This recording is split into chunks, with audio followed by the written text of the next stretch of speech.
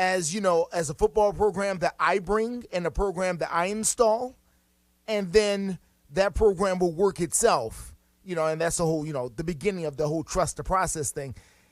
It was like, I know what I'm doing, and we're just going to install the thing that I do, and then it's going to work itself out. Now, if that means things change, then things change. If it means things stay the same, they stay the same. But I'm not going to be in here trying to tinker here. And no. I know what I do, and I'm going to bring that here. Coach Heupel knows what he does, and he brought that to Rocky Top. He didn't change anything. If you watch what they did out there at Central Florida, and the type of offense that they ran, this is it. Yep, this is it. He didn't come in and say, well, we're in the SEC, we can't do that do here. Things differently, right? Nope. This is who I am, this is what we do, and this is what we're doing. Yeah. And it's worked. I asked Vince Ferrara on Monday, is Jalen Hyatt the best receiver in the country? No hesitation. Yes. Oh, okay. No hesitation. Yes. I know you weren't here. I'm sorry, yes. But yes. This offense, right? I mean, I'm still, and we can talk about this and we will this week.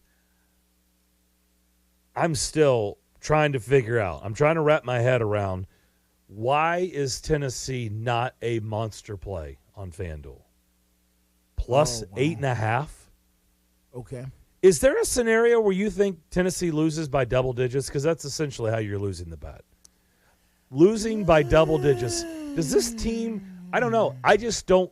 When I look at this team, it just doesn't look like a team that's going to lose by double digits. They're just not equipped that way. Even if they get behind, this team has the ability to come back. Well, here's the deal. You live by the sword, you die by the sword. There's a book somewhere that says that. Yeah, there is a book, yeah. Says that. It's easy. So the way that Tennessee scores points is high risk and high reward. So is it possible that if Tennessee gets into a situation where they start turning the football over, could they get down double digits? Yeah, because they don't do time of possession. They don't do that. They score quickly, or they don't.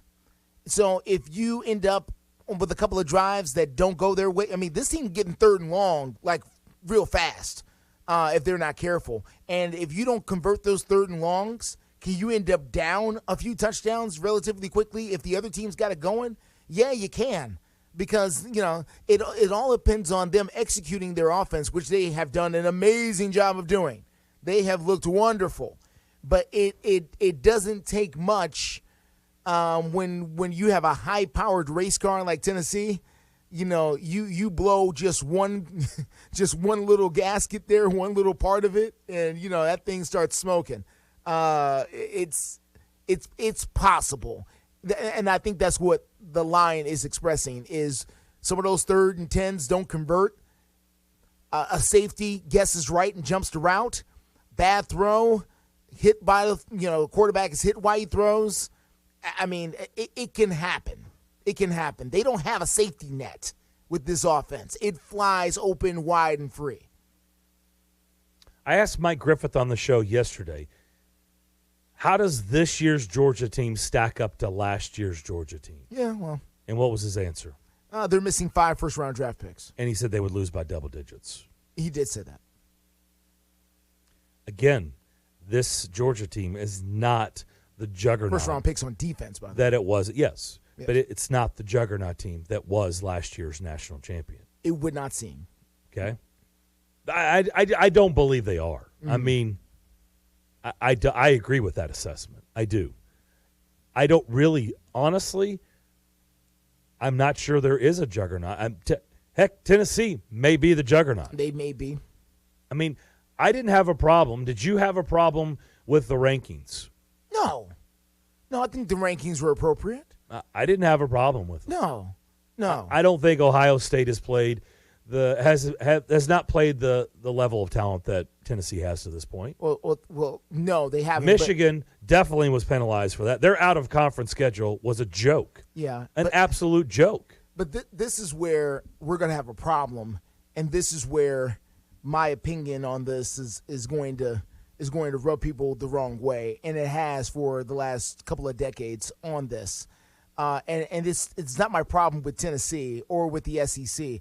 It's my problem with the overall system.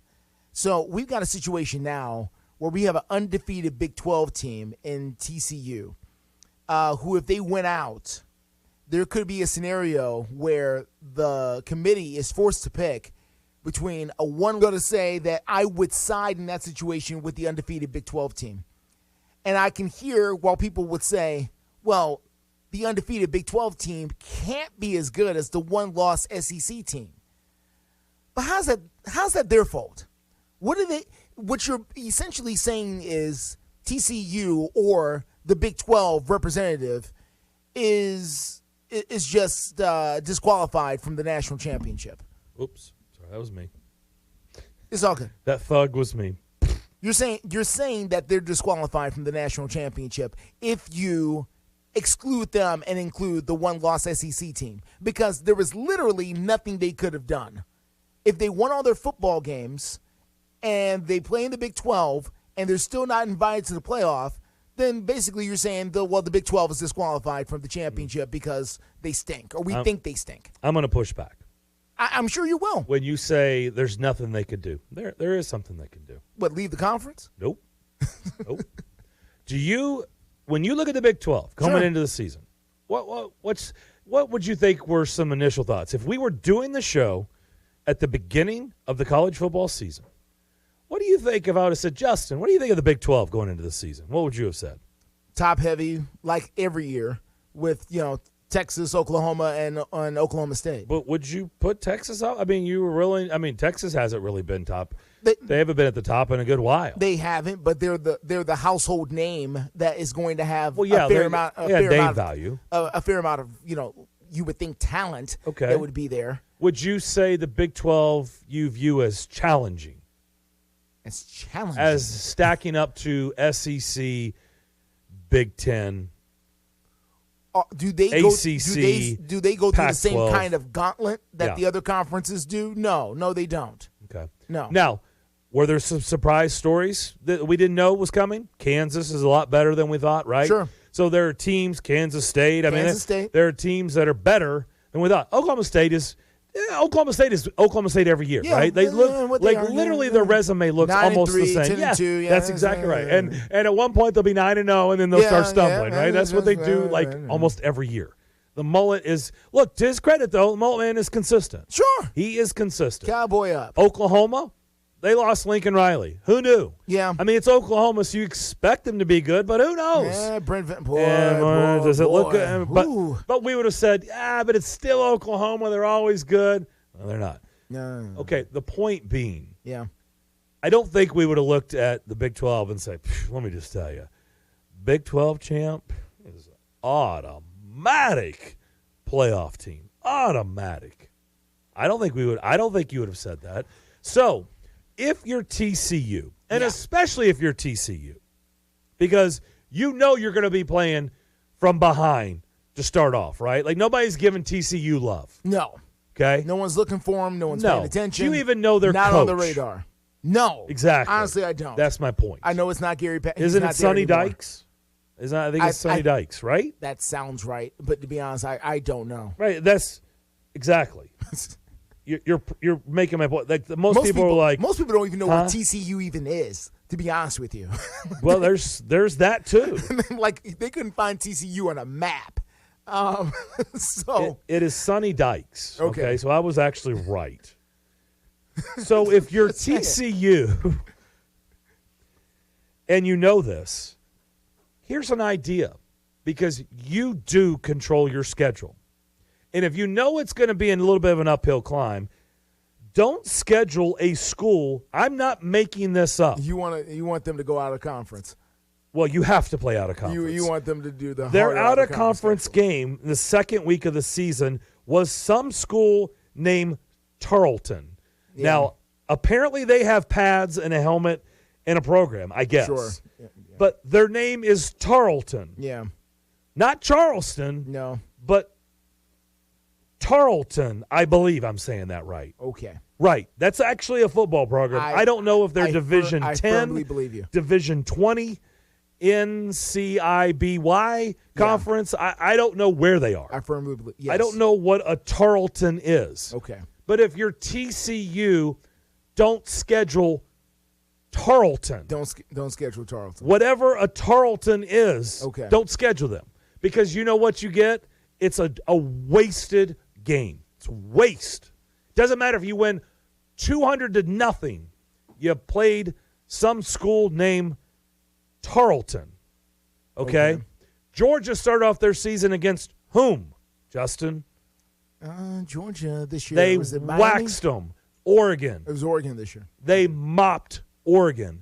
LSU started off against Florida State. Okay. I can go down the line. Yes. Okay? They're out. You're in the SEC. SEC schools could probably get away with playing some school named Tarleton. And they probably do just later in the year. No, nobody, because you've never heard. You think I'm messing with you. You've never heard of Tarleton. I've never heard of it, but exactly. I don't doubt it's a real place somewhere. I'm pretty sure it was a tackle football game. I don't think it's Bishop Sycamore High School, no. Don't schedule Tarleton, okay? Schedule a real game. Tennessee played Pittsburgh the road. They did. On the road. That was a home-and-home series, okay? But they did. I don't care if you play, pick a school that's typically down. Maybe a Northwestern. A Power 5 school somewhere? Yeah, a Power 5 school that's Power typically 5 down. School that's down. That's usually Georgia the bottom Tech of the heap. something. Georgia Tech, yeah. There you go. Schedule somebody like that. Schedule a Georgia Tech game. But don't schedule a team named Tarleton. If they beat Georgia Tech instead of Tarleton. No, it's Tarleton. Sure. Right, it's not Carleton. If they beat Georgia Tech instead of Tarleton. It's not Charleston. Would you feel better at that point about TCU if they had beat Georgia Tech? I would feel much better than beating Tarleton. Okay. Yes, Tarleton. So they're disqualified from winning the national championship because they decided to play Charlton. No, it's Tarleton. Sure. They decided to play them. Where is Tarleton, by the way? Instead of Georgia Tech. I don't know. Listen. Have we defined where the location First of of all, Tarleton he's got to say it correctly before he knows where they are. He doesn't even know how to say it right. We don't even know where TCU is. We barely established that, okay? He wants to say Charleston. That's what it feels like. Tarleton. Tarleton. Tarleton. I guess that's how you pronounce it. I'm sure it's a wonderful place. It's Tarleton. Tarleton. Stevensville, sure. Texas. Yeah, okay. And actually, they're Tarleton State Is this University. is this a prison? Tarleton State. Yes, this like Tarleton State. Is this like the longest TSU. yard? Is this guys in prison? Is this a prison team? Like, what is this? Why are you insulting the good people of Tarleton State University by insinuating they may be a prison team? Just because nobody knows who they are. Jeez. Nobody knows who they are. I mean, Are they a that's SWAT for Mean rough. Machine? I just want to know. That is rough. They're a public university. Is apparently. Kathy Ireland their kicker? Well, listen. They're a public university with 14,000 students in Stevensville, Texas. Sure. You make up a good point, because this could be the team from Necessary Roughness. Yeah. Yes. I mean, this is what they are. Don't schedule, Justin, listen to this. Yeah. Tarleton with a T. Tarleton. No, yeah, with a T. Tarleton. Yeah. Don't schedule them and then whine and complain that you're undefeated and you're not taken seriously. You wouldn't take them seriously if they beat Georgia Tech. It wouldn't matter to you. I take horned frogs very serious. I do. If I saw a horned frog, I would get in serious mode. Especially up here. Yes. He wouldn't go as hard on them if they played Georgia Tech as opposed to, what was it, Tarleton State? Tarleton State. Tarleton State. As he continues to insult the good people It of could Tarleton be State. Tarleton Community College. Or a correction facility, as you Or a rephrased correction facility. I don't know. But it's Tarleton. Unnecessarily insulting to the good people of Tarleton State. You can't I just don't understand why schedule where that's Tarleton coming and from. say, why are we 8th? Because you played Tarleton. That's not why they're Yes, and I want the committee to say it because that's what they are saying. You want them to come out and say You that? played the Texans, not the NFL team. You played the Tarleton Texans. You know what? They have the same color scheme as TCU. Could have been a tough game from that, Yeah. from that For the aspect announcers, there. yes. Yes, for the announcers. All right, we'll take a break. We'll come back. Cure Hotline wide open, 615-844-5600. If you are a Tarleton alum Come looking and for you Darren, have not an me. issue Come looking for with Darren, this not first me. segment, you call in, and I want you to tell us why scheduling Tarleton is a good idea. You're listening to the McFarland Show here on WNSR, Nashville Sports Radio.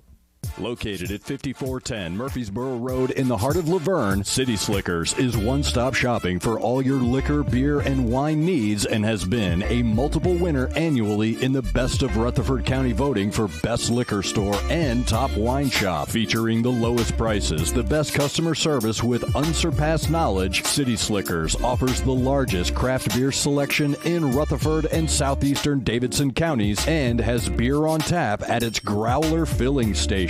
City Slickers also sells mixers, sodas, snacks, tobacco products, and the Tennessee Lottery, and can place special orders and assist with all your events and even wedding planning. Make sure you follow City Slickers on all their social media or just give them a call at 615-280-7469. That's 615-280-7469. Located in the heart of Laverne, City Slickers. Attention. If you owe back taxes to the IRS, this message is for you. Congress has passed $80 billion in funding to more than double the size of the IRS. 87,000 new IRS employees means more audits, collections, and penalties. This will make the IRS larger than the Pentagon, State Department, FBI, and Border Control combined. Now is the time to call Civic Tax Relief. I owed the IRS $37,000. Civic Tax Relief basically represented me against the IRS, and by the time everything was completed, I didn't owe the IRS anything. Their tax resolution specialists can stop the IRS from taking money out of your paycheck. With Civic Tax Relief, they were able to save me upwards of $80,000 that I would have had to pay. For your free tax relief information, call now. 800-841-0908. 800-841-0908. I would recommend anyone who has a tax problem to contact Civic Tax Relief. 800-841-0908. Lieutenant, can you tell us what happened today? Our officers responded to a crash on I-40 westbound this morning. The driver of a pickup truck lost control of the vehicle, veered left, and went into a ditch. 911, what's your emergency? We've been in a crash. Please send someone. My fiancé is hurt. A front seat passenger was wearing a seatbelt. She survived without injury. The driver was not wearing a seatbelt and was ejected from the truck. He died at the scene. Law enforcement writes tickets to save lives. Brought to you by the Tennessee Highway Safety Office. It's a Bill King Show. Lane Kiffin. Let me get this straight. Bill, smooth-talking James Franklin just lost a quarterback recruit to Sun Belt Billy. Put him on the hot seat, Bill. The only thing James Franklin is good at is working the coaching carousel for a raise each year. He's really good at that. He's very, very good. Weekday mornings beginning at 6 on Sports Radio 560 on 95.9 FM.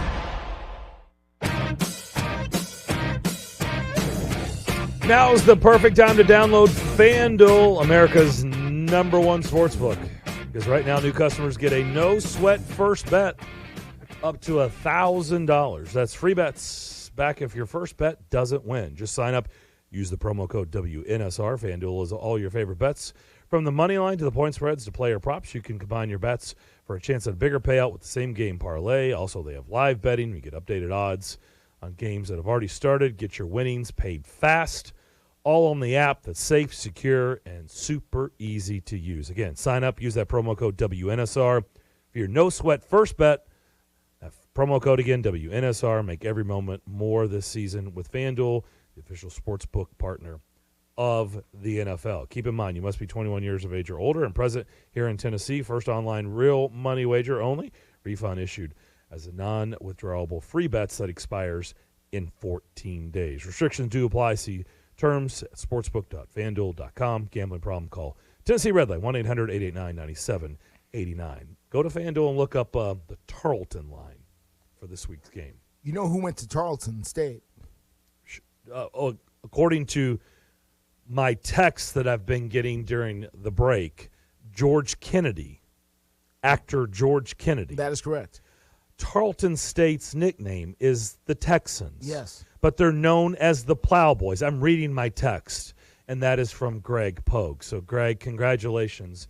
You know the history of Tarleton State. According to some other information I'm seeing here, Hal Mummy went to Tarleton State. Did he? Played as a wide receiver for 2 years. The same Hal Mummy that just got arrested for disorderly conduct in a hotel or something in Lexington? I mean, if that's what happened, that's what happened. Yeah. But I'm just saying that, if you were looking for a notable name that perhaps went to Tarleton State, that there would be one.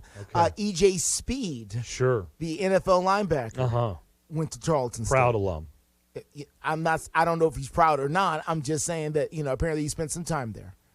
So if we left anything out, Pokey, just text me. Any more history on Tarleton State? That was the team that played TCU in Week 2.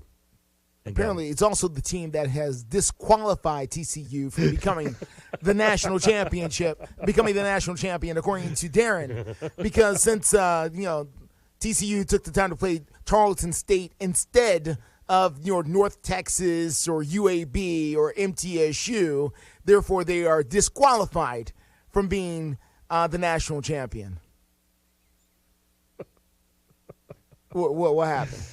Oh, it's just good stuff. It's just okay. You asked me what happened? Good radio. That's all that's happening. Okay, I'm just So the Vols are number one. They number one in the land.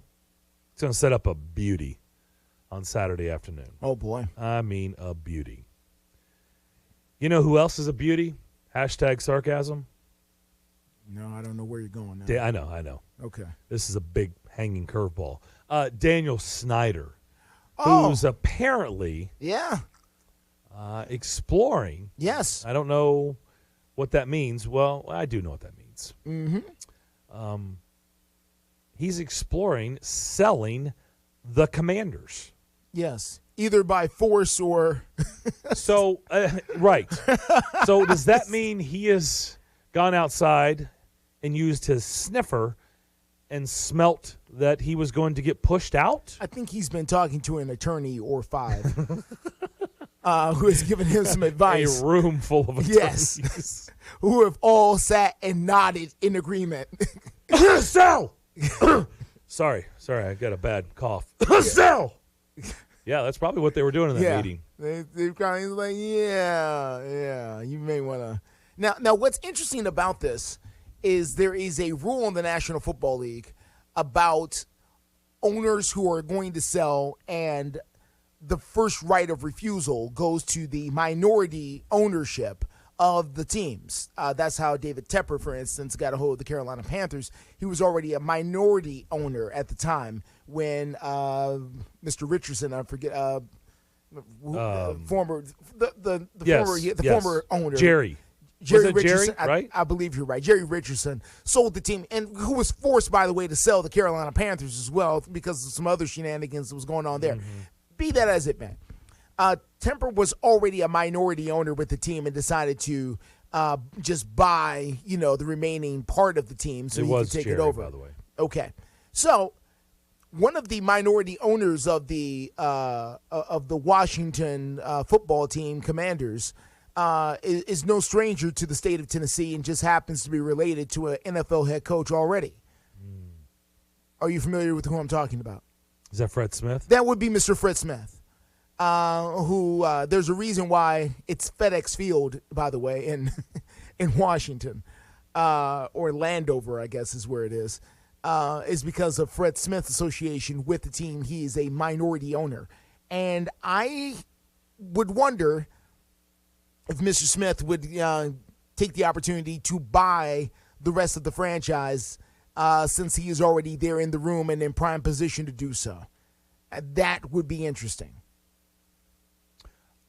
I think I've heard that he wants to. I had always heard the Titans stuff, right? Yeah, I have too. But we know that's not a reality. No, not at all. So I guess I wouldn't be surprised. Yeah. Do you think his first coach would be a guy named Arthur? Is that allowed? Can he do that? I'm being serious. Sure. Can he do that? Sure. Why not? I don't know why not. I'm just asking. Is that? Well, I guess so. I guess he could. Okay. I'm just literally running it through my head. I'm like, can he hire his son to be the head coach of the? I guess so. It's pretty good job security. I wonder about that. It would be a. Are you saying is there a nepotism rule in the NFL? There was. I always look. There was a thing with Bud Adams. No, the answer is no. Right. I mean, Bud Adams, but no, he did. He was like dead set against it. That was a rule. He would not. Him and Jeff Fisher butted heads over that. Sure. Nepotism, but I didn't. Well, Jeff wasn't the owner of the football team. Jeff just wanted his son to work on staff. No, I know, but the owner didn't want. Yes. I head understand. Coach hiring son. Yes, I got you. Head coach hiring family members.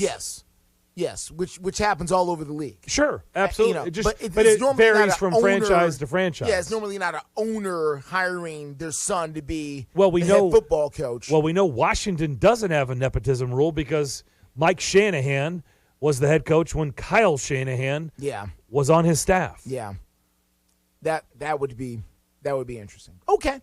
So maybe Arthur Smith goes up there to listen.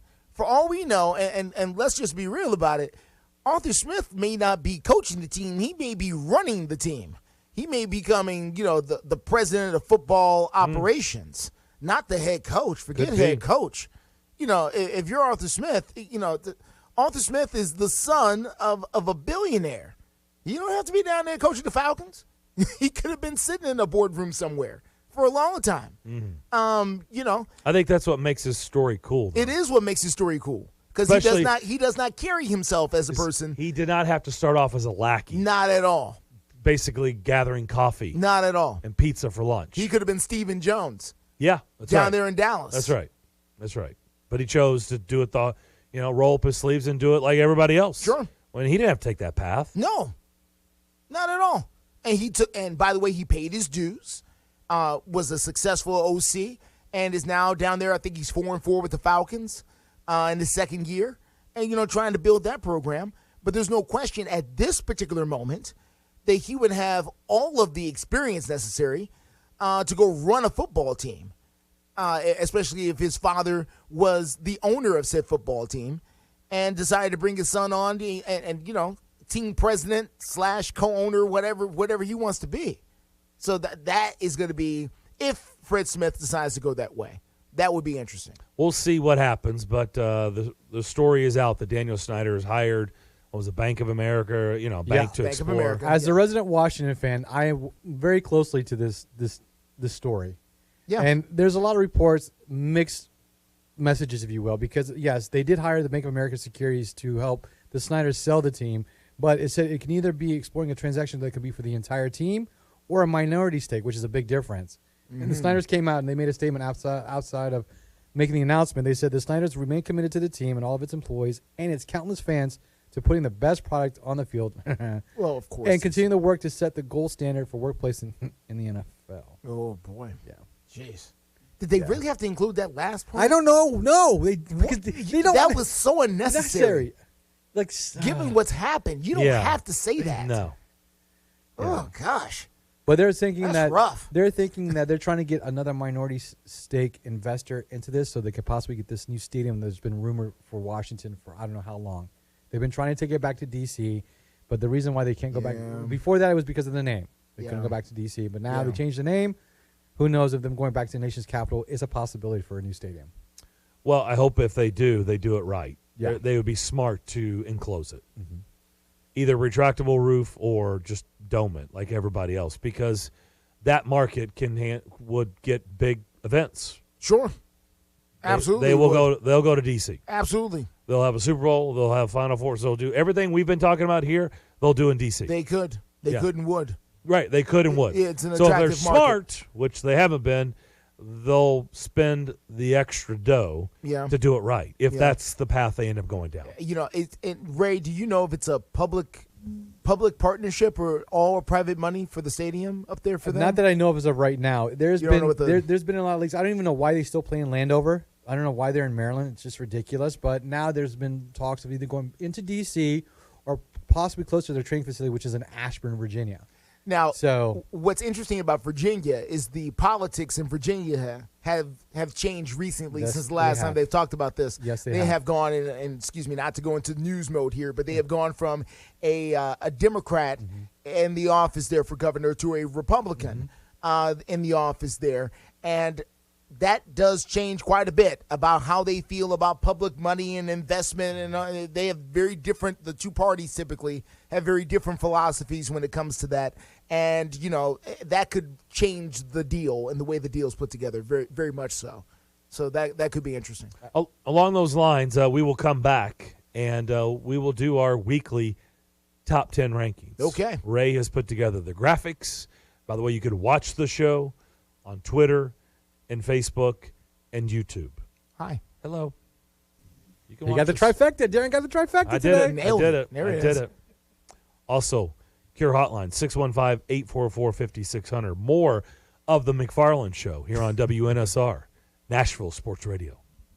Hey guys, it's Zach. Now is the perfect time to download FanDuel, America's #1 sportsbook. Join today to get started with $150 in free bets guaranteed when you place your first $5 bet. That's free bets back if your bet doesn't win. Just sign up with our promo code TAS. There's so many great deals. You can combine your bets for a chance at a bigger payout with the same game parlay. And you get paid your winnings fast. All on an app that's safe, secure, and super easy to use. Don't fumble your chance to get $150 in free bets, win or lose, with promo code TAS. Make every moment more this season with FanDuel, official sportsbook partner of the NFL. In the state of Tennessee, you got to be 21 and up and present in Tennessee. First online, real money wager only. $10 first deposit required. Bonus issued as non-withdrawable free bets that expire 14 days after receipt. Restrictions apply. See terms at sportsbook.fanduel.com. Gambling problem? Call the TN Red Line, 1-800-889-9789. Are you over 50? Would you like to get up to 33% more income in retirement? Then call now for this free book, Annuity Do's and Don'ts for Baby Boomers, from a leading financial firm on maximizing your income in retirement. That's right, free. This free book reveals little-known truths about annuities in simple-to-understand terms that will help you make the right choices before buying an annuity. And it's free. As a bonus, we'll also throw in a free annuity rate report summarizing the rates and benefits from financially strong insurers. Call 800-715-9880. That's right, Annuity Do's and Don'ts for Baby Boomers and Annuity Rate Report, both absolutely free for calling today. Call 800-715-9880. That's 800-715-9880. Sponsored by Annuity General. Producers have the appropriate licenses for the products they offer. Increased income is possible using strategies suited to your goals and may require buying multiple annuities and holding them full term. Get a taste of the tropics without ever leaving Nashville at Hawaiian Izakaya. The Heart, voted to have the best creative cocktails in Music City. Located inside Bento Living Chestnut Hill, The Heart is open for breakfast, lunch, dinner, and drinks Tuesday through Sunday. Plus brunch on the weekends. Expect fresh, locally sourced shareable plates, poke, yakitori, handcrafted cocktails, and aloha vibe. Visit theheartnashville.com to view the menu and make a reservation today.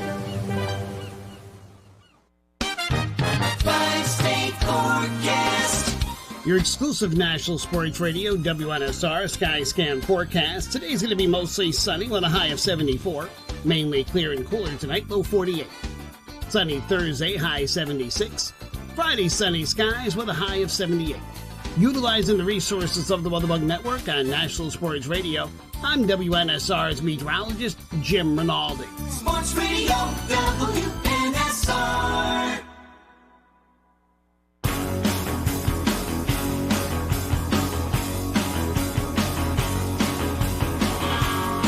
Back here on the McFarland Show here on this Wednesday afternoon. Darren and Justin here with you, Ray alongside. It is time for our weekly NFL Top 10 rankings. Let's get it. I don't know why I'm talking like that. Okay, I'm sorry. I was trying to. I'm stalling. I want the music to get us in the mood. Okay. You know? I want the NFL music. Get that the autumn wind or the bells or whatever we're doing. Like okay. This sets the mood. Yeah, autumn wind, I think, right? There we go. That'll work. So Justin and I have not exchanged our top 10s. We don't know what each other is picking. We do Ray not? does, because he had to make graphics.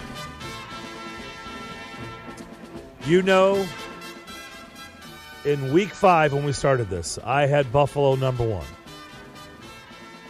In week 6, I had Buffalo number 1. You get the theme. Week 7, week 8. I have not waffled. I have not wavered. The Buffalo Bills still remain number 1. I believe they're the best team in the land today as we go into week 9.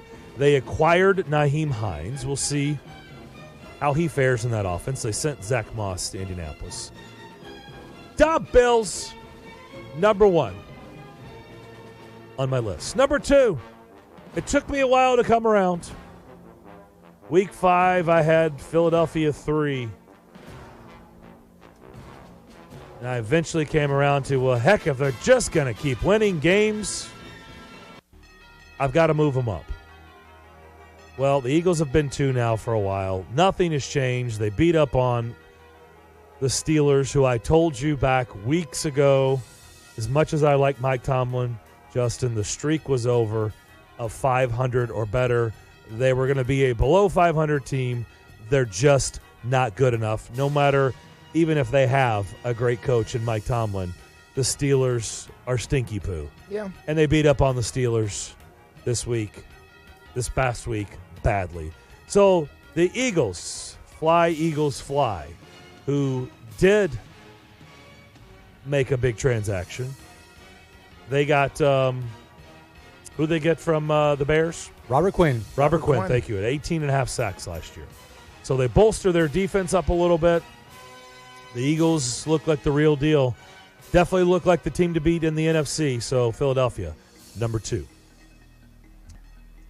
Number 3, Kansas City Chiefs, the next opponent for the Titans. They had an off week. They acquired Kadarius Toney. We'll go to Kansas City before we get out of here this week. Okay. I suspect from everything I'm reading, he's going to play. We'll see how he fits into that offense. They're going to be fresh. They're coming off a bye week. They're at home. It's Sunday Night Football. But if you're looking for a positive, Mike Vrabel and the Titans have owned the Chiefs. Oh, they can beat Chiefs. The Titans have had their way in the last 6 meetings. Sure. They're 5-1 against KC. Yeah, it's just hello. The one loss is the doggone AFC Championship game. But you know. It's kind of a big one. Yeah. Kind of a big one. Kind of a big deal. Yeah. So the Chiefs are number 3. Number 4, Dak Prescott back in the lineup. Didn't look great the week prior, his first week coming out. Last week, he looked a whole lot better. Threw for 250 yards, a couple touchdowns, ran one in.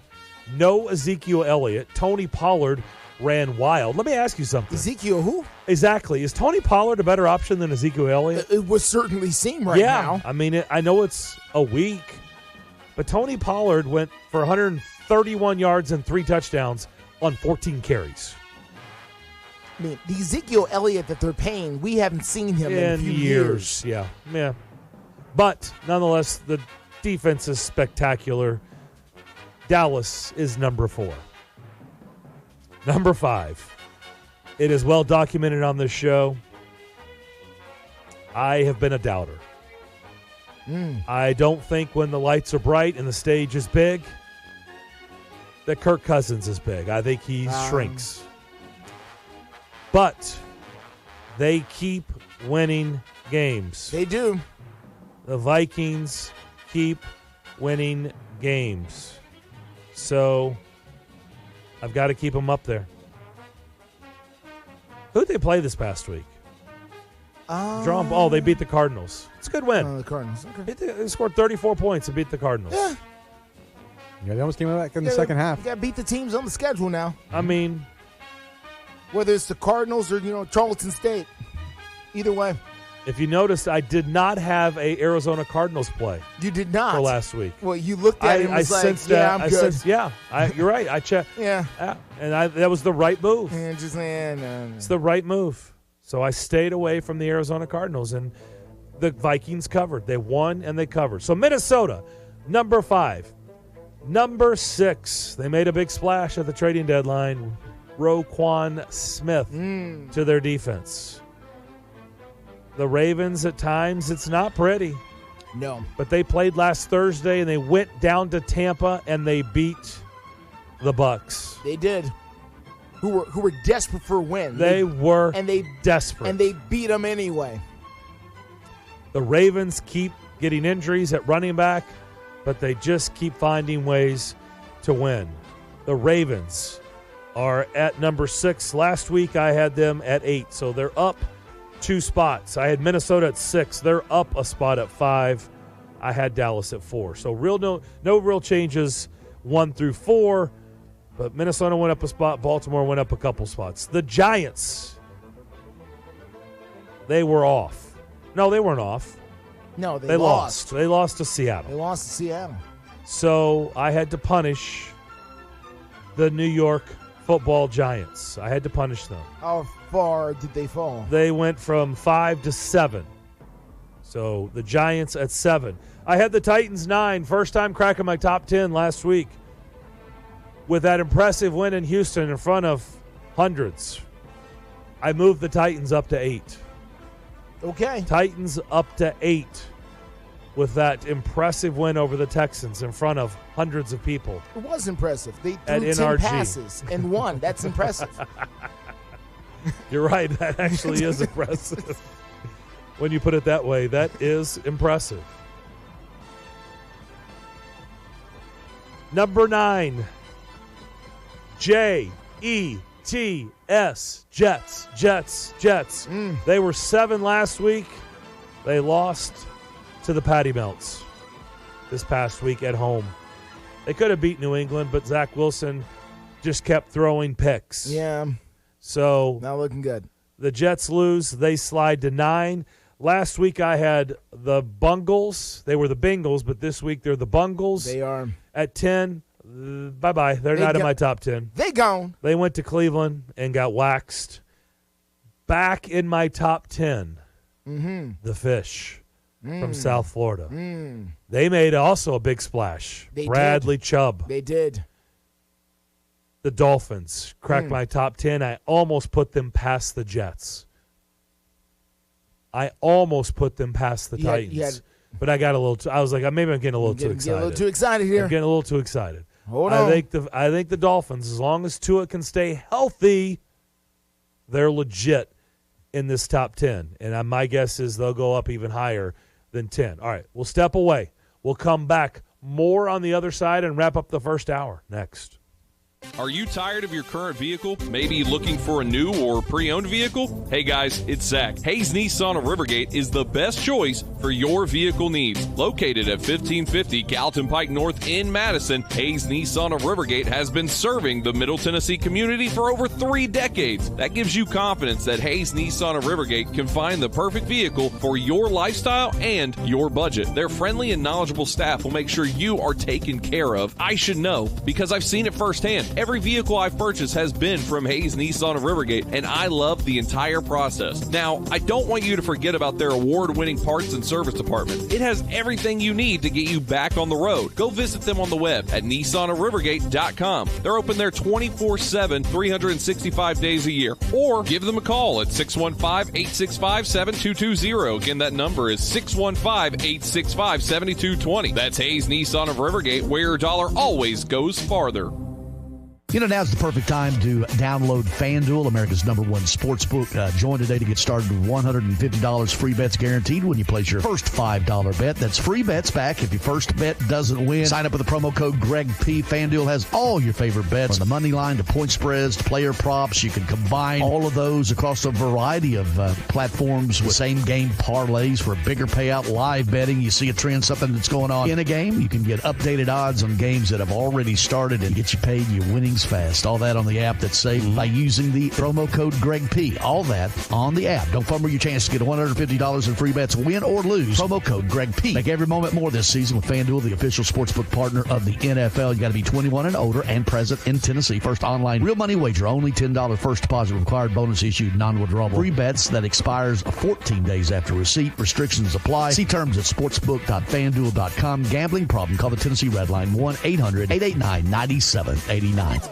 With 13 locations nationally, including Smyrna, Star Leasing Company is a semi-trailer one-stop shop and the perfect place to build a career as a semi-trailer mechanic. Seeking candidates with all levels of experience, Star Leasing Company has a semi-trailer technician trainee program with sign-on and quarterly bonuses and other opportunities such as $1,000 for having a yearly physical. Package also includes 401k with company match, health, dental, and vision insurance, competitive pay with weekly paychecks, and paid holidays and time off. Star Leasing Company, not your typical semi-trailer leasing company. Visit starleasing.com to learn more. It's the afternoon stretch with Zach Williams and Bruno Reagan. You know what the Mets stand for? Metropolitan. Yeah, that one. Metropolitan is a flavor of ice cream, right? Neapolitan. Oh, okay. Was that real? I mean, half and half. Oh, man. You talk about throwing me off complete. My equator is gone. The afternoon stretch. Afternoon stretch with Zach Williams and Bruno Reagan.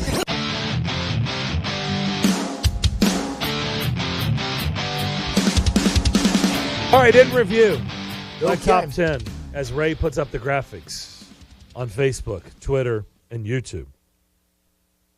I had Buffalo, the Bills, number 1, the Buffalo Bills. Philadelphia Eagles fly. Number 2, Kansas City Chiefs. That's next up for the Titans at number 3. Dallas Cowboys, number 4. The Purple People Eaters, Minnesota, number 5. Baltimore, 6.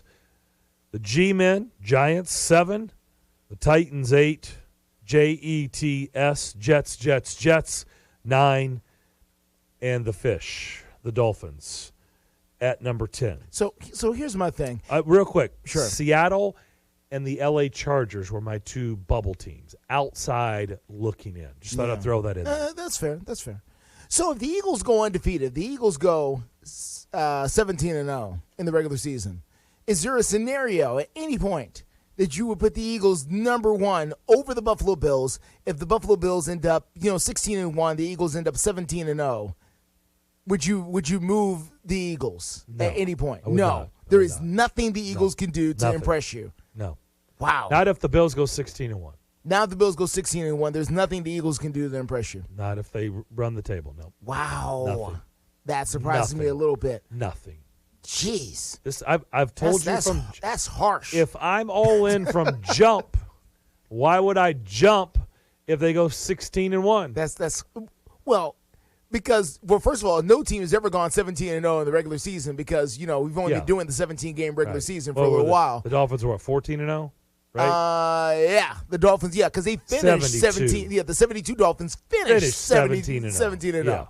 So yes, and then of course we got the Pats who went 16-0, just to drop in the Super Bowl. But they're the only 2 teams that I know of to finish the regular season undefeated. So if the Eagles did this, they would be the 3rd team in the history of professional football to finish the regular season undefeated. And for Darren McFarland, Buffalo Bills. Well, I can answer it that way because I know it's not going to happen. So I can just stick with it. Geez, It's not going to happen. So I can just stand firm because I know it's not going to happen. It's just not going to happen. The Bills won't go 16-1 and the Eagles won't go 17-0. So I can answer it however I want. So I can say it just absolutely. You Buffalo all the way. Do not want to go anywhere. Oh, no, you don't. Hour number 2 gets kicked off with Justin McFarland's Top 10. That's right. Plus, we'll talk Preds. We got a lot going on in the last hour. Don't go anywhere. WNSR, Nashville Sports Radio.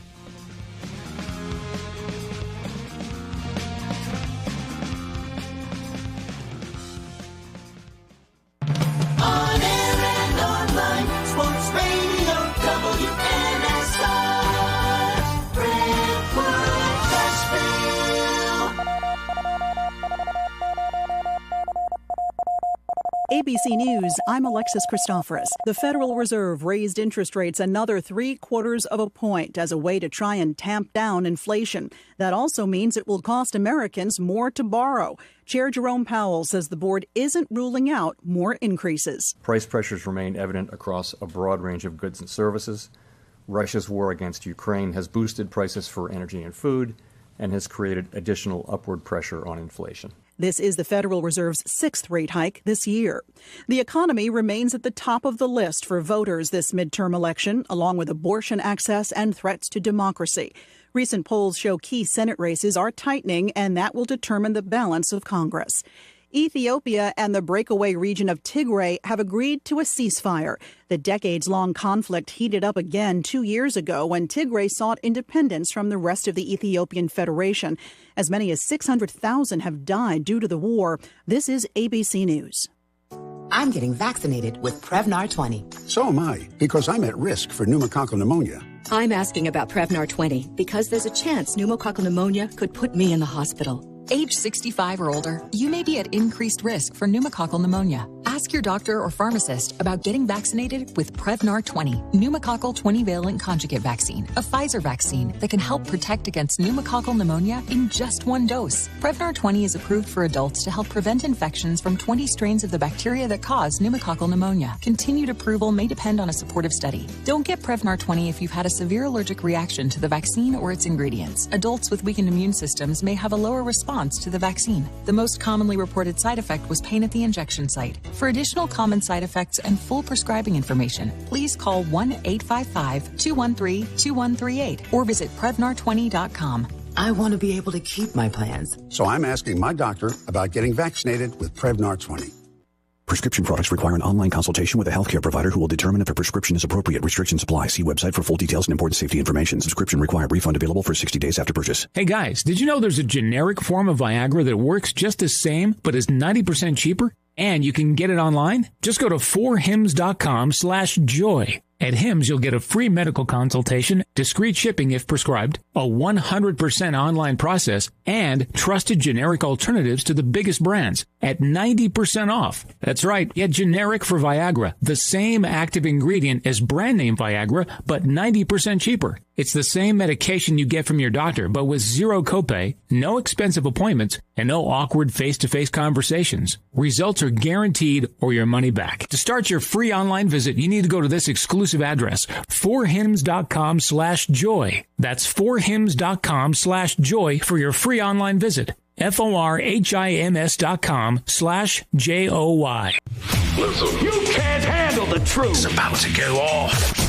Live from the WNSR Strike and Spare Studios. Just a bit outside. Now back to the McFarland Show with Darren McFarland and Fox 17's Justin McFarland. Show me the money! Call now on the Cure Hotline at 615-844-5600. Oh, righty there. Now the McFarland Show with Darren and Justin.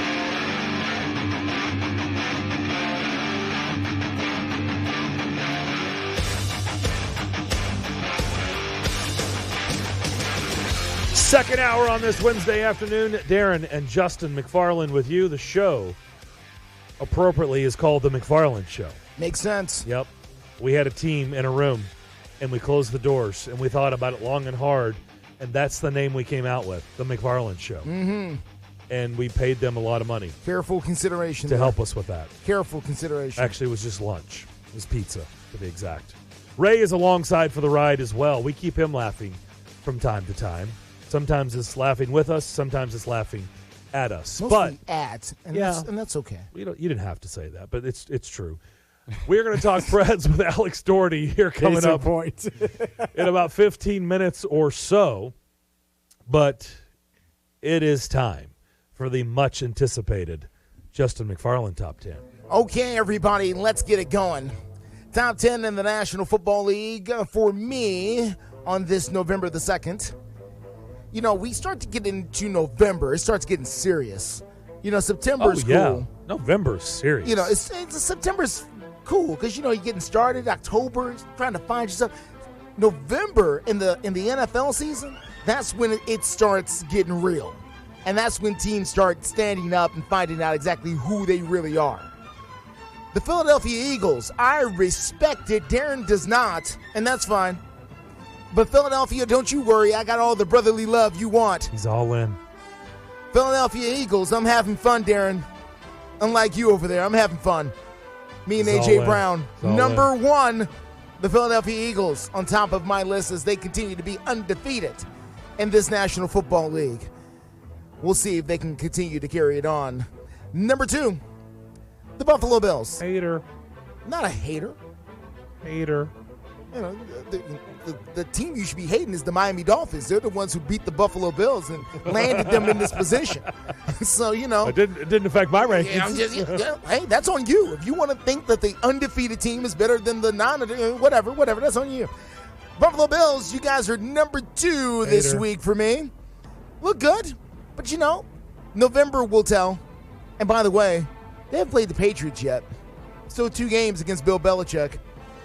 Just saying. Easy peasy. Okay, sure. Just saying. All right. Number 3, those Kansas City Chiefs. You know, that game up there in Kansas City will stick with me forever. Those fans hungry for that AFC championship when they got it over the Titans a few years ago. Titans returned to the scene to try and see if they can capture any magic later on this week. Kansas City, you guys remain at number 3. All right, here's where it starts getting interesting and where it starts to really vary between me and Darren is number 4, and that is the Minnesota Vikings at number 4. Listen, until the Vikings start getting L's, they're going to stay, relatively close to the top here. The Vikings are really trying to thread a needle in their division because it would seem like the Green Bay Packers are down. It would seem like Aaron Rodgers doesn't have the magic this year. It would seem clearly the Detroit Lions are still rebuilding. I think they're in year 18 of the rebuilding project there in Detroit. Oh, you're being generous. Okay.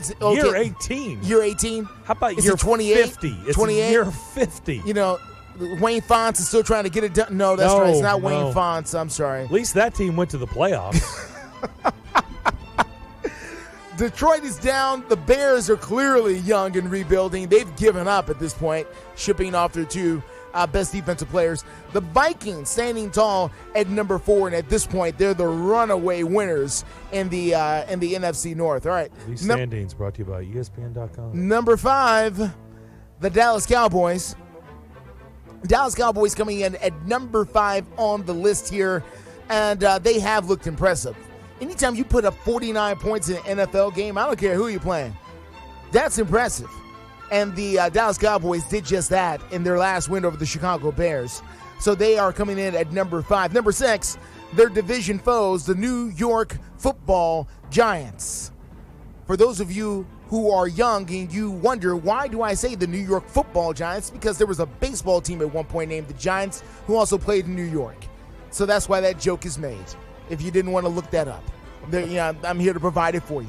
The Giants coming in at number 6. Who needs a Google? We got Justin. I don't know how in the world the Giants continue to win games. I know they didn't win their last game, but they are at number 6 this week. Number 7, boy, the Baltimore Ravens. They could be the toughest out in this year's NFL. Darren was talking about yesterday who could stop the Buffalo Bills. Maybe Roquan Smith and the Baltimore Ravens could. Now that they've upgraded their defense. Just putting that out there. We'll see how that goes later on. Number 7 for them this week. Number 8, a team that Darren just disrespects altogether, and I don't know why. He just disrespects them. Maybe because they're all the way out there on the left coast and all the way up there at the top of the map. Those Seattle Seahawks in the 12th man at number 8 this week. What? The Wild Wild West, baby. What happened? Seattle. The Wild Wild West. You had them as a bubble team. I got them at number 8. You've got Seattle above the Titans. Yeah. Why can't I have Seattle above the... Listen, this is my list. I don't have to consult you about this. This is my list. It's the Seattle Seahawks at number 8 overall. He doesn't want to defend. I can't. He will in a minute. I can. You keep pushing me. Push me. Okay, here we go. Seattle at number 8 here. Number 9 remains our Tennessee Titans. As they continue to win. Listen, we said it as a joke a few moments ago, but it's really not. The Tennessee Titans won a football game, completing 6 passes. They did. It happened. They won an NFL football game going 6 of 10 passing. But you can do that when you have a future potential Hall of Famer at running back. Works out for them. So they remain at number 9 and a potentially dangerous team at that. Because, they set up some interesting matchup scenarios. All right, number 10, a team that is that's continuing to have a shocking season. Did anybody see the Jets being this good? Being 5-3? I didn't, but there they are. The New York Jets coming in at number 10 this week for me, and that is my top 10 list. Bubble teams for me, I'm drawing a blank on who I was struggling with. I think it was, I can't remember now. I think I looked at the Falcons for a little bit at 4-4 as a possible team to get in, but decided against it. They got to show me a little bit more. So there is my top 10 for this week. I did have Seattle on the outside looking in. And look, I did think about them, but I just didn't know who to put them in front of. They beat a top 10 team. They did. They have got some impressive wins. They do. I'll grant you that. Geno Smith right now ranked second in terms of comeback player of the year. It's hard for me to trust Geno Smith. You don't have to trust him. You just rank them until they fall down the mountain. That's all. I know. They do have 3 losses, though. I mean, it's not like they've been 5 perfect. wins. I mean, no, that's why they're in the back half. You don't have a number 1. So let's look at... They're number 8 for me. Okay, I got it. Let's look at what could or could not change. Well, the Eagles are this... boy. Al Michaels' mood is not going to get any better on Thursday night. See, my guess is he's going to opt out of this Thursday night contract next season.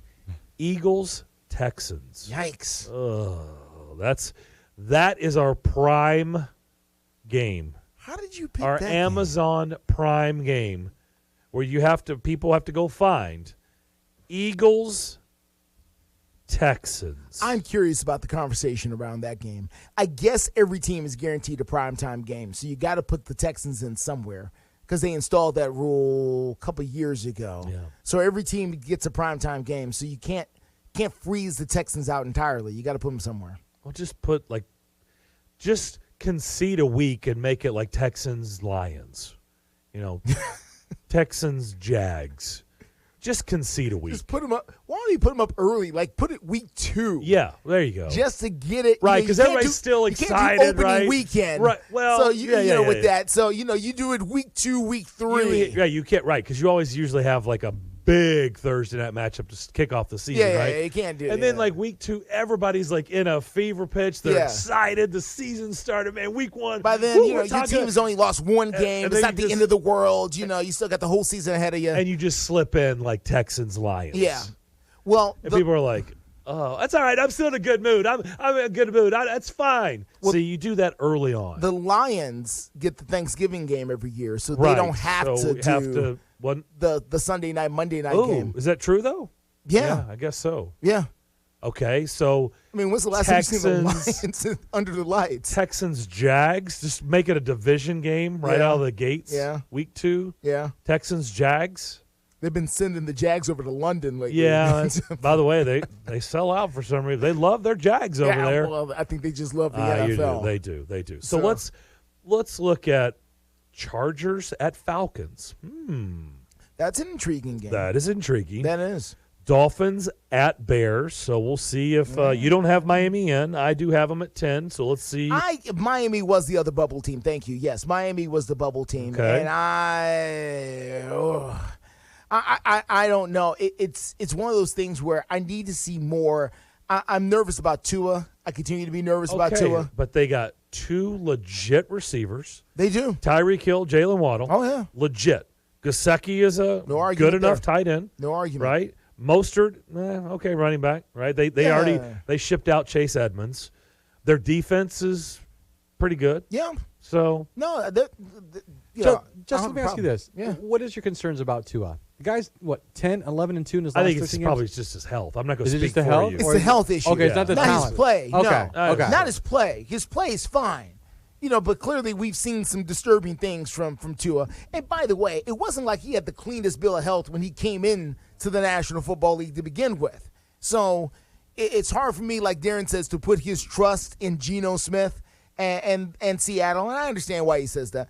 But, it's hard for me to look at Miami and take them seriously right now, too, as a team that's going to continue to do this, because I'm not sure their quarterback is going to continue to be there. Okay, let's rifle through. Then I want to sneak in Tony from Nolensville before absolutely. we have to break. My bad, Tony. Bills at the Jets. Huh? Yeah. That's going to affect our top 10. Yeah. Okay, that's a good one. Jets 12.5-point underdog. Yes. Yeah. At home. How about that? Seahawks at the Cardinals.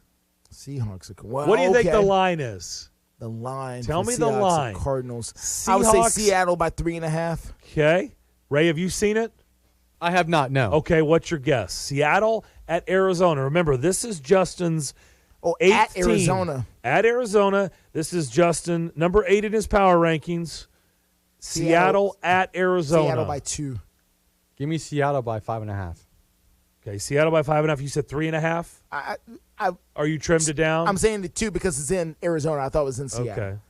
Arizona by 2. Oh. Okay. Well, that's slightly disrespectful, but that's okay. That's okay. Let's see. Rams at Bucks. That's 2 teams that's not in our top 10. Yeah. Titans at Chiefs, we know. Ravens at the Saints is Monday night. That could be interesting. What's interesting about the Saints? When they're healthy, that's a good team. Taysom Hill? Alvin Kamara? He had a good game. He had a good game. He had a pretty good day. Yeah. All right, that's fair enough. I'm just saying high scoring. How about that? It won't be a dud. Well, no. It'll be high scoring. The new look Ravens. We'll see, what the defense looks like now. We'll get to see. We'll get to see Roquan Smith. All right, let's go to the Cure Hotline. Tony in Nolensville. Tony, what's up? Good afternoon, guys. Hey, Tony. Number one, I'm going to tell you what's been missed by a lot of people, and I'm convinced now that Vanderbilt is one of the top teams in the country that is not in the top 20, because every time I turn on and see something with the polls and these teams out there, there's highlights against Vanderbilt, so they got to be pretty good. I'm being sarcastic. Okay, I wasn't sure where you were going with that. I didn't know either. I was like, now we've heard the punchline. I get it. Okay. I've seen Georgia against Vanderbilt. I've seen Kentucky against Vanderbilt. I've seen Ole Miss against Vanderbilt. They got a front row seat, Tony. They got a front row seat, man. Yeah, maybe they should. You're saying they should ask them. Seat on every highlight show that I've watched. So maybe they should be asking Clark Lee, like, how would you rank these teams? You've seen them. Maybe they should talk to Clark Lee. Right? That's a good point. That is a good point. All right. What else you got, Tony? But something else, guys. There's a lot of talk down there at Auburn, and I've talked to a couple of connections I still have down there, and I've told y'all before I had some still connections to that place down there. The thing about Auburn wanting Deion, I've looked this up, and this is something I don't think many people have looked up at all. In the last, I'll just start with the past year. In the past year, number of players that went from Jackson State to the NFL, 2. The number of players from the SWAC was off of a South Carolina State team was 9. Are you saying ever or last year? He's not saying ever. This past year. This past year. NFL gotcha. It's been way more than that. Gotcha. Okay. Deion goes into the SEC. You know how many guys are on the NFL rosters starting this season? In the 369. Yeah. Unbelievable. So is Deion really ready for that talent level? Is he really able? And I think he's going to be looked at. And we know all the charisma. We've covered all that, how everything he can bring. But you get into the SEC, you're not in the SWAC no more. You're in the deep end of the pool, man. You're in the big boys conference that wear big boy pants every day. And you got no floaties on your arms. No floaties. And that's true. And then the other question is, a Mississippi State athletic director willing to go out and hire either Hugh Freeze or Lane Kiffin that has both Ole Miss coaching ties. So could he sell the sales pitch of, hey, I'm a Mississippi State guy, whoever, whether it be Lane, I think they're going to back the truck up to try to get Lane and talk to him. You're coming from, Ole Miss. You've had ties to Alabama, but can we work together and try to do something special here at Auburn? I think that'd be the sales pitch other than the money. But that's going to be some interesting questions that take place down there. Tony, that's just some things I wanted to throw out there, guys. And by the way, in case nobody knew it, most of us don't, there is a World Series game tonight. There is. We'll get to it a little bit later. Maybe somebody will watch it a No, little bit. we watched. In fact, I've got comments. I watched the 5 home runs last night, and I said, I've seen enough. So there you go. Apparently, McCullers was tipping his pitches, according to some folks. I don't know if the Swerve the home run has come down yet. Yep. All right, Tony. Thank you. Thank you, Tony. We'll get into it. The Kyle Schwarber home run. I don't know if it's come down yet. Yeah. Real quick. 5 homers last night. 15 seconds on Auburn. The issue with Auburn, because I know we have to go to break, Darren. I'm sorry. The issue with Auburn is not about the money. It is not about the facilities. It is about the politics. We have been talking about it for decades. Anybody who knows anything about that program knows it. They've got boosters and other kind of stuff going on around the program that has a lot of influence on the football team. Too many chiefs in the teepee. Whole bunch. Too many chefs in the kitchen. And I don't know if Lane Kiffin and Deion Sanders, who, by the way, have fairly large size presence to themselves, are necessarily going to fit there in the TP with all the Chiefs there at Auburn. I'm having a hard time with that. We'll come back, switch gears, talk a little Preds with Alex Doherty. We'll do that next here on WNSR Nashville Sports Radio. Will they find a home? Sponsored by Geico. Steve is intrigued by the paranormal. Otherworldly spirits really make a house a home, Janice has different taste. I'd like my house to not be haunted. Compromise is tough, but these two won't have to compromise when they bundle home and car insurance with Geico. It's easy, and they could save even more. In the end, Steve and Janice found a renovated Victorian that's only haunted from 9 to 5. Okay, wife's home. I gotta bounce. Bye, Steve. Bundling without compromise at Geico.com. It's time to gear up for the holiday season. Head over to NFLshop.com today for the largest collection of officially licensed gear from all your favorite brands. NFL Shop is your ultimate gifting destination for jerseys, t-shirts, headwear, and more. Take your game day style to the next level with the best selection of NFL gear anywhere. Show off your team pride this holiday season with styles fit for the whole family. To shop now, go to NFLshop.com. Slim's Tender Mac Bowls are back. We start with a 3-cheese blend to make our delicious mac and top it with chopped hand-breaded tenders and Colby Jack cheese. Try the Tender Mac Bowl meal or the Buffalo Tender Mac Bowl meal, both served with Texas toast and a medium drink. But hurry, they're only around for a limited time. Download the Slim Chickens app to order and earn rewards.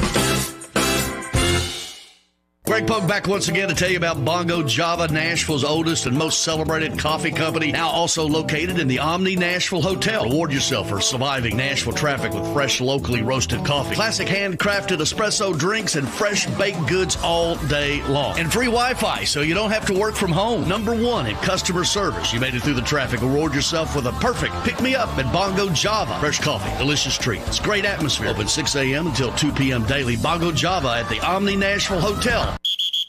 It's big Middle Tennessee. Don't miss the Grizzlies this Friday at 7 p.m. as they take on the Charlotte Hornets on Military Appreciation Day, presented by Ashley. Catch all the action, salute our troops, and arrive early. The first 10,000 fans receive a Grizzlies schedule magnet. Get hyped, get ready for a ball, and secure your tickets today by calling 901-888-HOOP or shopgrizzlies.com today.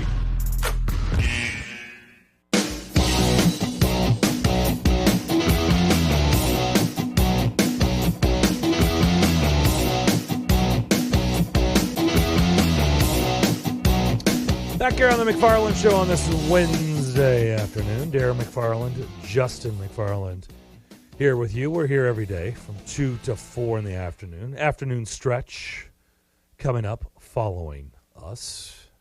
Let's say hello to Alex Doherty. covers the Preds, A to Z Sports. He is now with us. Alex, how you doing? I'm doing good. How are y'all? Also, you're a part of the Mighty Drunks organization. Is that correct? I am. I have been out for a week with an upper body injury. Oh. Well, an illness, actually. I got the flu. I mean, when you have a daughter, when you have a 5-year-old in school, you're going to get the flu about this time of year. So I've been out with the flu, but I'll be back next week. Your immune system will get used to that because your daughter's going to bring home a lot of stuff in the next, many, many years. Yes, I'm excited about that. Really looking forward to it. Yes, I'm sure you are. We can tell in your voice. We're trying to laugh and keep it light because right now it is tough sledding watching the Preds right now. 3-6-1. They're embarking on a long road trip. They do this every year. It started off in Edmonton last night, and boy, did it start off good 34 seconds in. And that was about it. Then it kind of evaporated. Matthias Ekholm scored less than a minute in, and away they go. And it's like, all right, they're going to get this thing going on this road trip. And Edmonton, just too good, too fast. I mean, we know Draisaitl, McDavid, Alex are just top-tier guys in the league. But, again, they were just too much. And Edmonton, all of a sudden, they just own the Preds here of late. Yeah, I mean, Draisaitl has like 25 points in 20 career games against the Preds, including like 19 goals. It's, I mean, if only the Predators could have predicted that that the Oilers would have had a lot of offense last night, then maybe they could have prepared a little better. But I mean, what I saw last night was comically bad from a defensive standpoint for the Nashville. I mean, I wrote about it today on our website. I think it was one of the worst defensive performances that they've had, just because of I don't think there was any single part of their defense of that side of the ice that looked competent in any way. I mean, they could not stop their transition game. They couldn't stop their possession game when Edmonton was cycling the puck. I mean, Ryan McDonough was in a spin cycle. Jeremy Lauzon just didn't even know where to look. Even Roman Josi got picked apart. And then, of course, the penalty kill. I mean, to be honest, they actually did pretty good against the Oilers' power play, holding them to 2 out of 6. But, they still gave up 2 goals there. I mean, I think it was one of the worst defensive performances that I've seen in a long time from them. They could not break out because the Oilers were just spending the whole night in their zone. It was bad. It was just so bad from start to finish. And people that want to say, well, they got a couple goals on the board. I mean, I don't think Edmonton really struggled at all last night. I really don't think Edmonton had any issues at all against the Predators. Yeah, they gave up 4 goals against them, but it was all Oilers, and that the two teams could not be going in different directions right now. Yeah, I did think the Forsberg goal was sweet. Like, that was some really nice passing on that particular sequence, but you're right. I mean, overall, you had the Niederreiter power play goal late, which they had 2 power play goals, so that is a bright spot. I think right now, when you look at John Hines' body language, and I get it. I mean, they got a stat. A guy who listens to the show, his name is Johnny. Johnny, thanks for listening every day. He lives in Vancouver, which, by the way, the Preds will see on this road trip on Saturday night. Mm-hmm. He sent me a stat that says, and Alex, let me pull this up so I don't butcher it, because it's alarming when you hear it. They've only won 3 games in regulation in their last 22 games dating back to last season. That sounds right. Yeah, that sounds right. I mean, that's yeah. You know what I mean? 3 games and outright in regulation in their last 22 games dating back to last season. I was like, oh, my gosh. And this is only the 4th time in their franchise history they've ever had a start like this where they were this or worse. And one of those seasons was year 1. Mm. And yeah, there were some bad starts in all those early years, and this is one of the worst ones. I mean, yeah, and here's the really sort of depressing part. If you're a Preds fan, which part of this team looks sort of, just like dormant, right? Like it's going to be good in a couple months, but you don't know when that's going to happen. But you're pretty sure. Like, I would say Forsberg looks about the most. Forsberg's probably the best player right now. And it's not just because he has 10 points in 10 games. Like, if you watch Forsberg, like you mentioned, on that goal that he had, that was some excellent work. He looks sort of primed and ready. I mean, I don't see any drop-off from him this year. Maybe just from a shooting percentage. Like, he's only shooting 9%. He should be a couple clicks higher than that. But Forsberg looks fine. Everybody else, I don't see it. I mean, Mikhail Granlund doesn't look anything like the player he was last year. Ryan Johansson has regressed. Roman Josi, obviously not the same 100-point player. The Herd line, similar results. And then the fourth line, I mean, it doesn't even really matter who it is, but all those guys are kind of don't necessarily belong on this team right now. And, maybe we'll see some changes. But I just don't see where's the part of the team that you think, okay, in a couple months when that unit or when that pairing or when that player gets going, this team will be back. I mean, if you can see it, I don't see it right now. Well, I think Niederreiter has been a good addition. I've been a little disappointed in Ryan McDonough, but I think Niederreiter has fit in nicely. I mean, he's already got 5 goals. He looks pretty good. He got off to a good start, and he's continuing to play at a good pace. I think what's perplexing is I look at their roster, and I see a lot of good, but right now it's just not translating. And to your point, it's hard to pinpoint. There's a whole – I mean, we can break down – everything that's going wrong. Well, obviously they take way too many penalties. Their power play hasn't been good at all until, yes, they had 2 power play goals last night. Their defense in front of Saros or Lankinen has not been great, which is surprising, right? So we know what's going on, but to your point, I guess, how's that going to get fixed? I don't know. I got to go back to John Hines' body language. Like, his body language right now tells us, at least it tells me, he's concerned, right? Because his body language last night did not look good. I would agree. I would totally agree with that. There were a lot of perplexed looks and sort of just not sure where to go from here. I think add to that his actions, the line shuffling and the sort of trying to find pairs that work even within one period from shift to shift. Sort of suggests something's not right. There's something that's not working.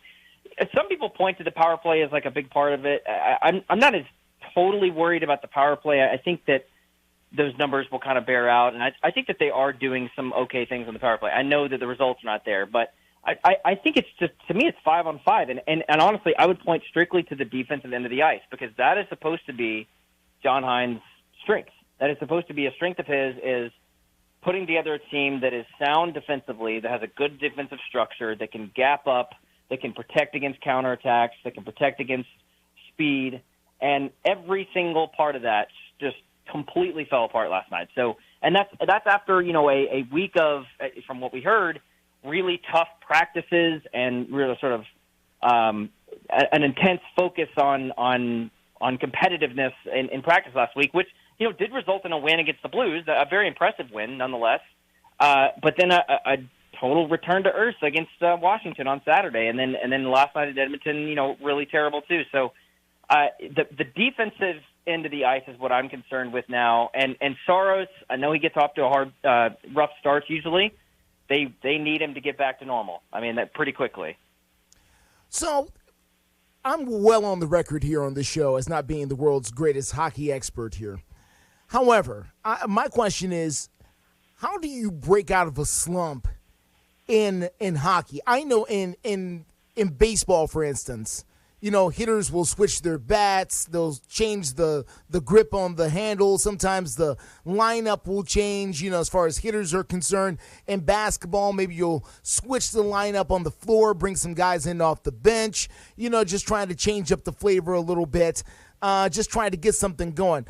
Do the Predators need to call Milwaukee and bring up some guys? Do we need to start switching to the yellow skates instead of the white skates? I mean, I don't know. I'm asking here, what is the secret sauce to break out of a slump in hockey? What is the normal thing that teams do to try and shake off a funk?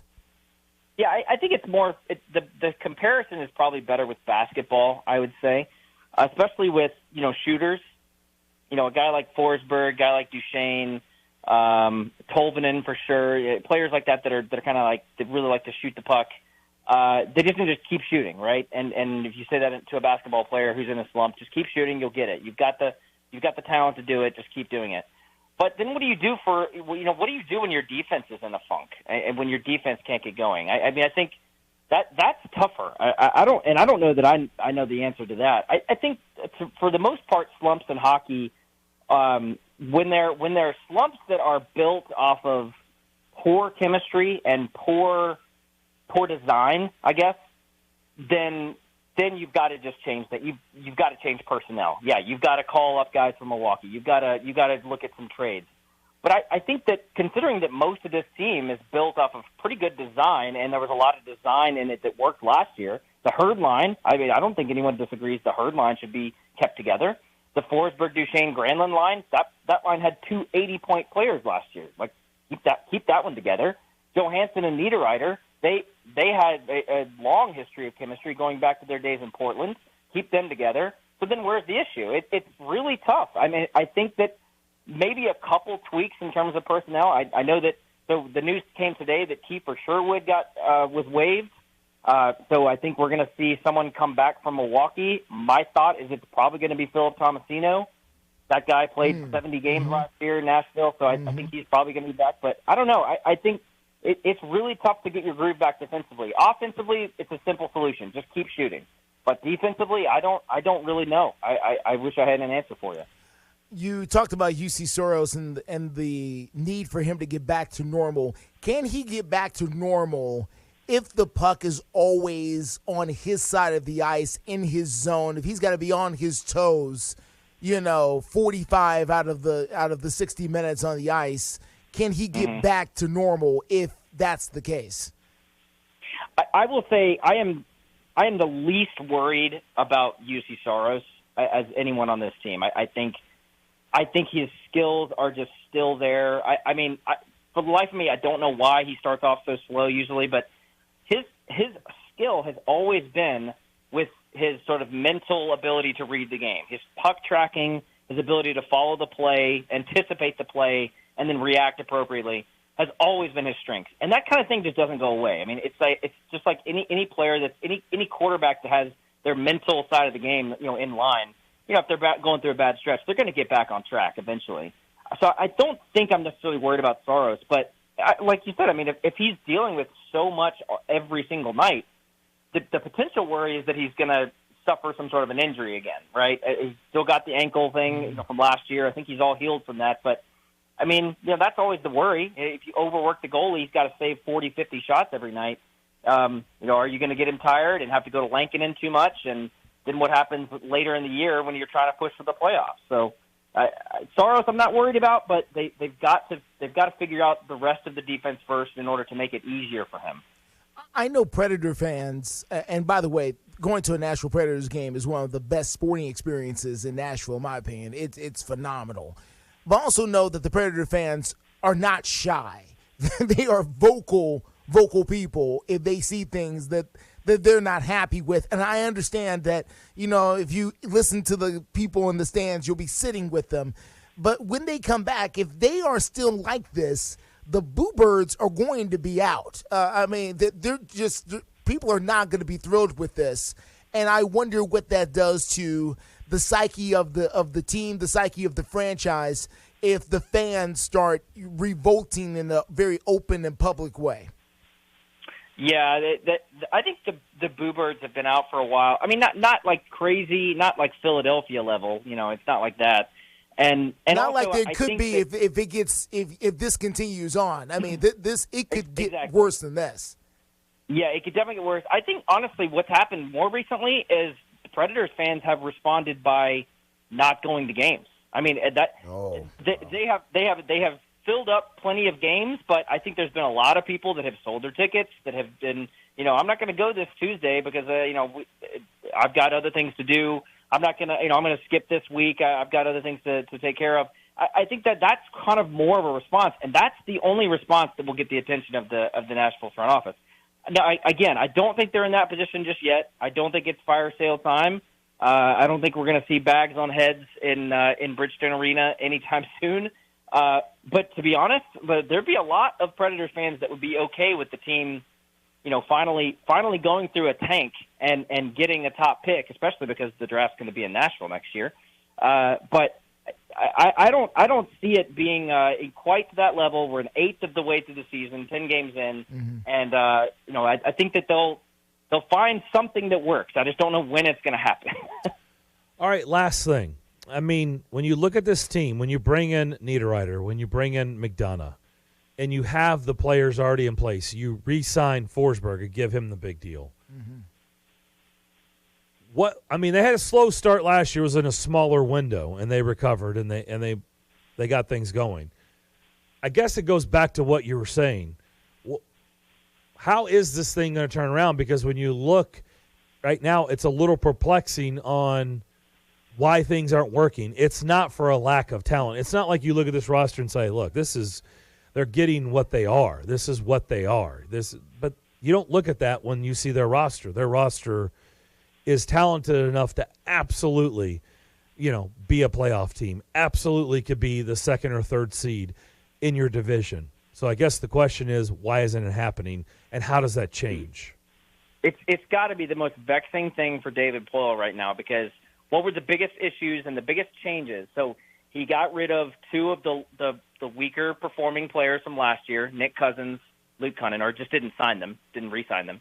He re-signed Philip Forsberg, which was the big question, and then he improved the defense. By the way, won that trade pretty handedly, getting Ryan McDonough, and then signed Niederreiter under market value. Mm-hmm.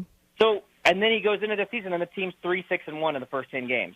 It's got to be so vexing for David Poile. I would imagine for him it's probably the most frustrating, because he did, I think, on paper, a lot of really good things. I just think the problem, if you fix your defense, if you simplify, maybe just even more simplify the defense for this team, once they get the defensive side of the ice figured out, the offense will come. They've got to figure that out. That is the biggest problem right now that I see. I mean, it was just so apparent last night in Edmonton. Going into Calgary tomorrow night, they've got to look better. If they can go out and even hold Calgary to under 3 goals, that's an impressive accomplishment. Calgary's 9th in the league in scoring.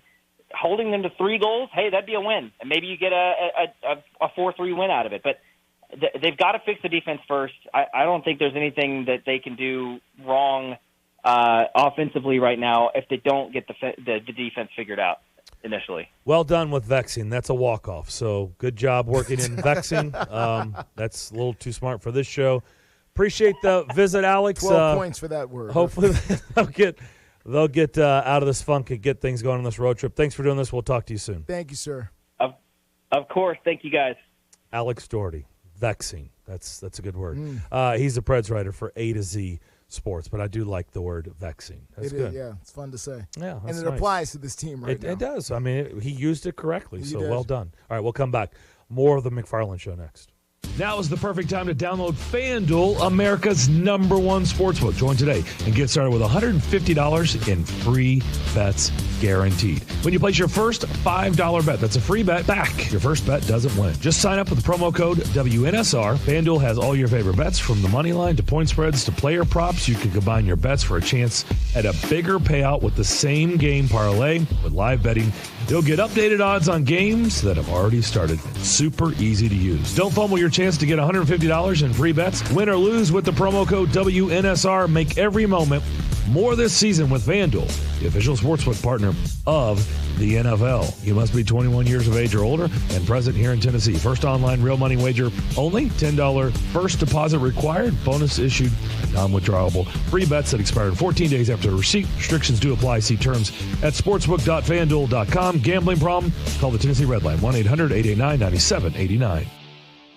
Individuals and businesses with tax problems, listen carefully. Do you feel like you're losing control of your finances? If you owe over $10,000 in back taxes or have unfiled tax returns, we can help you take back control. The IRS is the largest and most aggressive collection agency in the world, and they can seize your bank accounts, garnish your paycheck, close your business, and file criminal charges. Take control of your tax problem now by calling the experts at U.S. Tax Shield and take advantage of the Fresh Start program and new laws that may allow us to negotiate a settlement for the lowest amount possible. Our team of tax attorneys and enrolled agents can stop collections and get you protected so you can take control of your financial future. U.S. Tax Shield offers a price protection guaranteed quote to get you protected today. U.S. Tax Shield is A+ rated with the Better Business Bureau, so call now. 800-785-9132. That's 800-785-9132. U.S. Tax Shield. 800-785-9132. Did you know there's a place where you can get good neighbor service and surprisingly great rates on home and auto insurance? Yep, and that place is, ta-da, State Farm. Here's the deal. State Farm agent Austin Hardy is your go-to agent in the Middle Tennessee community for the service you desire at the price you want. So stop shopping around. State Farm agent Austin Hardy has you covered. Call 615-810-9999 for your surprisingly great rates today. Like a good neighbor, State Farm is there. Individual premiums will vary by customer. All applicants subject to State Farm underwriting requirements. It's a Bill King Show. Johnny Vegas this morning. Again, hey, Bill, is Georgia football going to be any good this year? Asking for a friend. They'll be very good. Georgia has recruited so well that they're better than everybody in the SEC East, even if they lost their roster. Georgia can lose all these players to the NFL draft. Big majority of talent. They're still better trotting out players than everybody else in the SEC East. Weekday mornings beginning at 6 on Sports Radio 560 on 95.9 FM.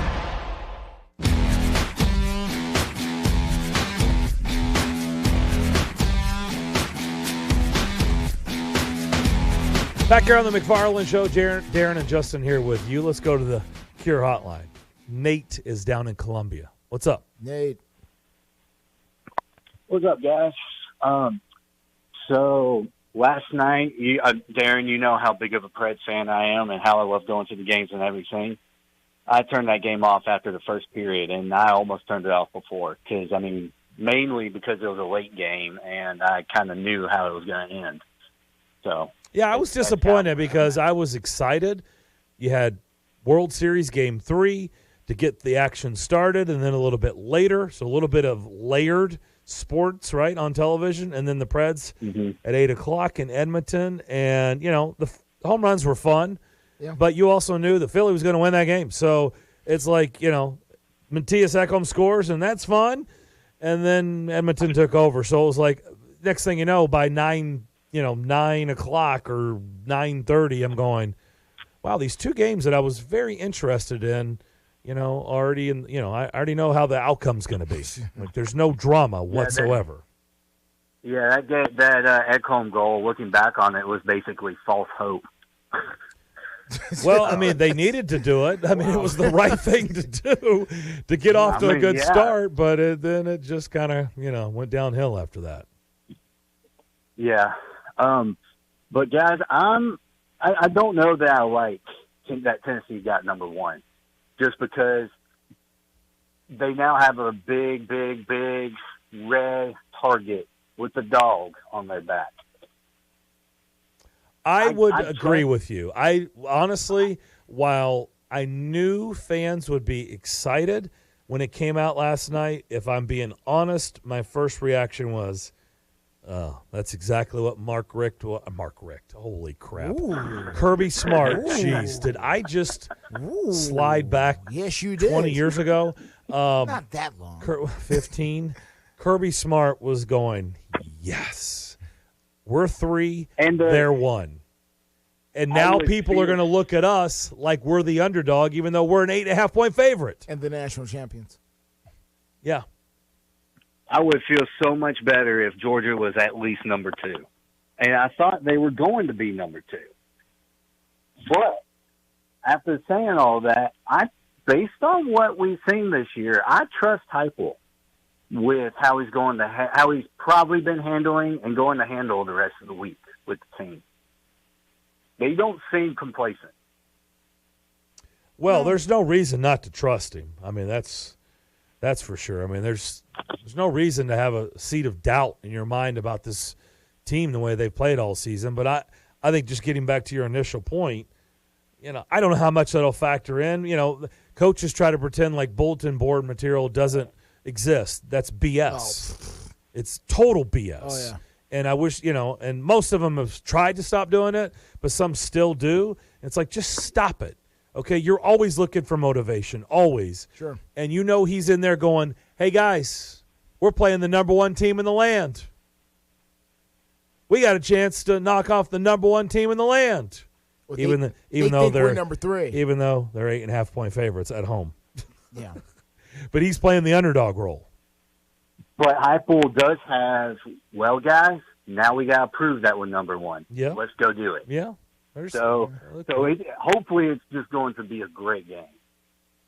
Well, let's hope so. I mean, I don't know why it wouldn't be. I would be really surprised if this was one-sided either way.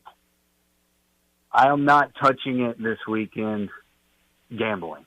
Why? Not because I'm a big Tennessee fan, because I do see the scenario where Georgia could blow out. Take the points. Take them.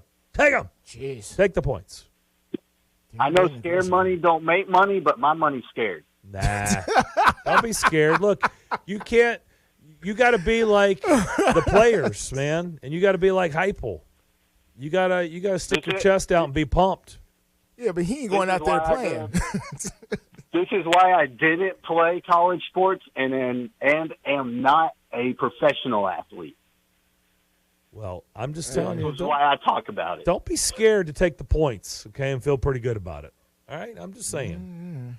I might have to boost the points up to like 10.5, 17. Yeah, but then your odds are crap when you do that. When you put it up to what, 2 points, man, you're going to lose all kinds of odds, and it's going to be you have to lay a ton just to win a little bit. Yeah, that's exactly why I'm not touching this game. All right, Nate. Okay. Call me on Monday, and I was like, Nate, I told you. Or you can call on Monday and be like, Darren, see, I told you.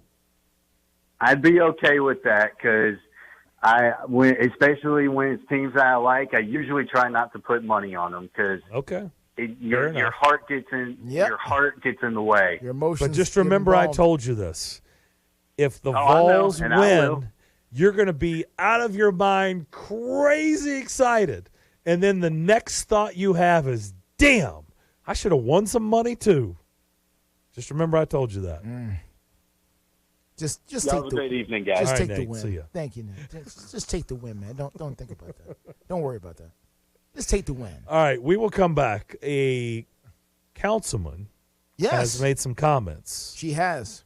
Opposing the new stadium deal. She's got questions. We'll explain on the other side to wrap up Wednesday's edition of the McFarland Show. That's next.